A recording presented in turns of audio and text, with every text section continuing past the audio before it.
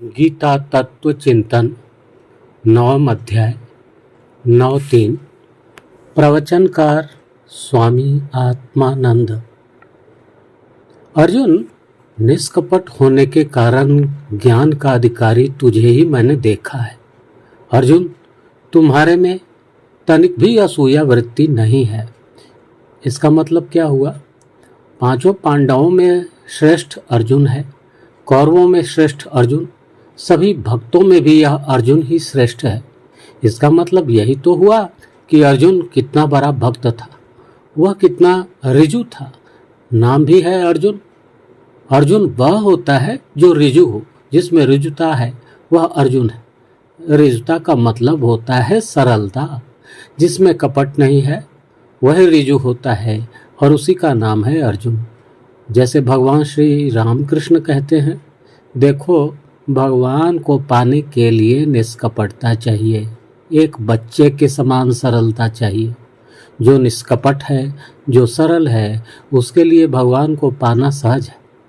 परंतु जो व्यक्ति कपटी है वह भगवान को नहीं पा सकता। कहते हैं कि भले ही सुई के छेद में से हाथी निकल जाए, परंतु कपटी व्यक्ति कभी भी भगवान को नहीं पा सकता। इसी संदर्भ में एक प्रसंग याद आ गया। मारीच सोने का मृग बनकर आया था। उसने सीता को लोभित किया।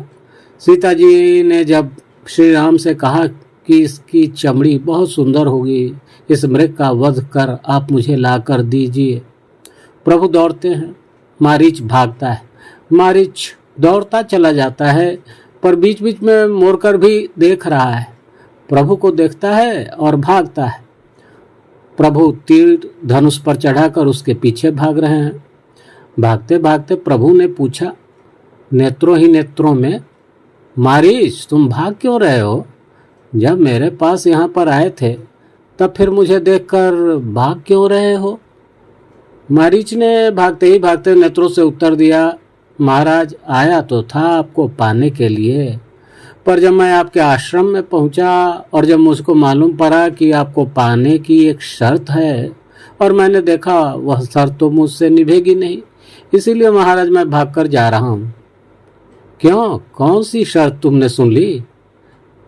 आपने कहा है ना, निर्मल मन जन सो मोहि पावा, मोहि कपट छल छिद्र न भावा। यह आपने कहा है ना? प्रभु ने हामी भरी। तो महाराज एक तो मेरा मन निर्मल है नहीं, उसमें कितनी गंदगी है जिसे मैं आपको क्या बताऊं। फिर आपने कहा कि मोही कपट छल छिद्र न भावा, मैं तो कपटता ही कपटता कर रहा हूँ। रूप जो लेकर आया हूँ वह भी कपट रूप है, छल कर रहा हूँ। इसीलिए आपको पाने के लिए मेरे भीतर में कोई पात्रता नहीं है, मेरे जीवन में कपट ही कपट है। अतः मैंने सोचा कि अब प्रभु तो मुझे मिलने से रहे, इसीलिए मैं भाग रहा हूँ। प्रभु ने कहा कि अच्छा भाग रहे हो तो इस तरह मेरी ओर देखते हुए क्यों जा रहे हो? मारीच ने कहा कि मैं तो यह जानता हूँ कि मैं आपको प्राप्त नहीं कर सकता, परंतु यह सोचता हूँ आप जो मेरे पीछे भागे आ रहे हैं तो क्या आप मुझे पा सकेंगे या नहीं, इसीलिए मुड़ मुड़ कर देख लेता हूँ। इस तरह मारीच की सरलता प्रकट हो गई। कपटी रूप लेकर आया था, परंतु प्रभु के सामने वह निष्कपट हो गया। तभी प्रभु ने बाण चला दिया। इस तरह मारीच का तेज प्रभु में समा गया। मारीच ने दिखा दिया कि वह प्रभु को प्राप्त हो गया। जहाँ जीवन में निष्कपटता आई, सारल्य आया, प्रभु को प्राप्त हो गया। यहाँ पर यही कहा जा रहा है कि यह जो असूया वृत्ति है उसके द्वारा व्यक्ति कभी मुझे प्राप्त नहीं कर सकता। परंतु तू कैसा है? तू असूया से रहित है, इसीलिए मैं तेरे प्रति कहूँगा जो गुह्यतम है। गोपनीय विद्या अनुभूतिगत विज्ञान है, वह उपदेशित नहीं हो सकती। गुह्यतम का अर्थ क्या है? अत्यंत गोपनीय। विद्या भी क्या गोपनीय होती है? एक विद्या गोपनीय होती है जहाँ पर गुरु हमें मंत्र प्रदान करते हैं। यह मंत्र विद्या गोपनीय होती है।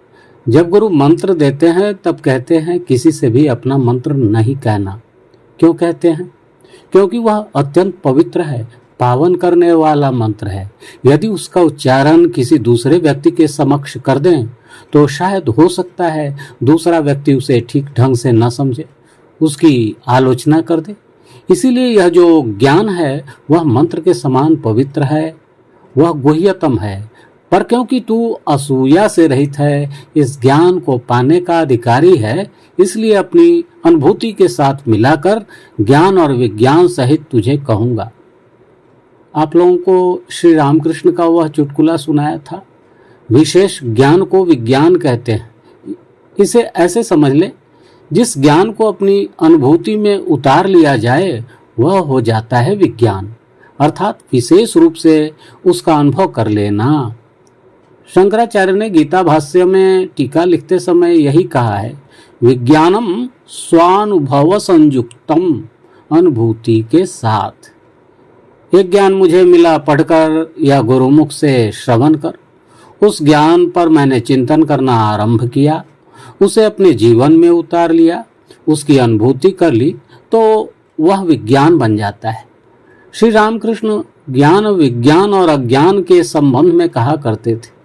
किसी ने दूध के विषय में पढ़ा है या दूध के संबंध में सुना है, किसी ने दूध को देखा है, किसी ने दूध को चखा है। जिसने दूध के संबंध में पढ़कर या सुनकर जाना है वह है अज्ञान। कभी कभी वह विपरीत ज्ञान का कारण बनता है। जिसने दूध को देखा है वह है ज्ञान, और जिसने दूध को चखा है वह है विज्ञान। जिसने दूध को चखा है वह कभी गलती नहीं करेगा। जिसने दूध के संबंध में सुना है या पढ़ा है वह गलती करेगा। वह दूध के बारे में ठीक नहीं जानता, उल्टा ज्ञान उसे हो सकता है।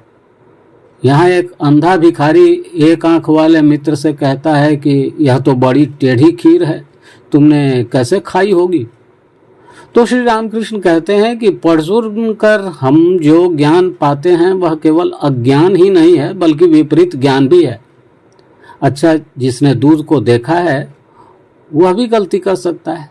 3 कटोरियों में हम 3 चीजें रख दें, एक में मठा, एक में खड़िए का घोल और तीसरे में दूध रख दें, और जिसने दूध को देखा है उससे पूछें कि बताओ तो इन कटोरियों में से किसमें दूध है, वह नहीं बता सकेगा क्योंकि तीनों एक ही समान दिखाई देते हैं। परंतु जिसने दूध को चखा है वह चखकर बता देगा। यह है विज्ञान। विज्ञान वाला जो व्यक्ति है वह गलती नहीं कर सकेगा। यहाँ पर कहते हैं ज्ञानं विज्ञान सहितम यज्ञात्वा मोक्षसे शुभात्। अर्जुन, जिसको जानकर तू अशुभ को पार कर जाएगा ऐसा मैं तुझे बताऊंगा। ऐसे निष्कपट अर्जुन के समक्ष श्री कृष्ण उपदेश करते हैं।